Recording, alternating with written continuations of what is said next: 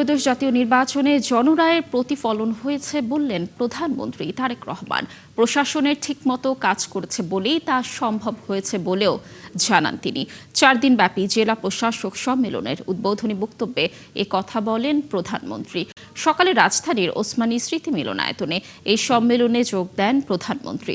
প্রথম দিনে প্রধানমন্ত্রী কার্যালয় ও আওতাধীন সংস্থা, স্বাস্থ্য, শিক্ষা, প্রাথমিক ও গণশিক্ষা এবং আইন মন্ত্রণালয়ের বিষয়ে আলোচনা হবে। এতে থাকছে মোট 34টি অধিবেশন। সম্মেলনে বিভাগীয় কমিশনার ও ডিসিরা সারা দেশ থেকে 1729টি প্রস্তাব পাঠিয়েছিলেন। তার মধ্যে আলোচনার জন্য 498টি প্রস্তাব দেওয়ার কথা রয়েছে। এছাড়া এবার রাষ্ট্রপতি, জাতীয় সংসদের স্পিকারের সঙ্গে সৌজন্য সাক্ষাৎ করবেন ডিসিরা। এই সম্মেলন চলবে 6 মে পর্যন্ত।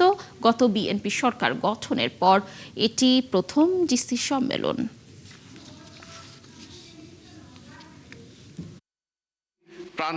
12 ফেব্রুয়ারি নির্বাচনে জনগণের সামনে একটি বিষয় কিন্তু প্রমাণিত হয়েছে। জনরায়ের প্রতিফলন ঘটে, জনপ্রশাসনের পক্ষে সুষ্ঠু নির্বাচন পরিচালনা করা সম্ভব।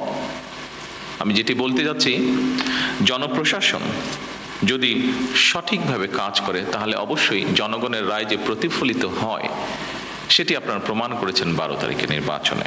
অপরদিকে যদি আপনাদেরকে কাজ করতে না দেওয়া হয় তাহলে কি হতে পারে সেটি আমরা 14, 18 বা 24-এ দেখেছি। বিগত জাতীয় নির্বাচন পরিচালনায় পেশাদারিত্বের পরিচয় দিয়ে জনপ্রশাসনে যারা জাতীয় দায়িত্ব পালন করেছেন, আমি প্রথমেই তাদেরকে জানাই আন্তরিক অভিনন্দন এবং ধন্যবাদ।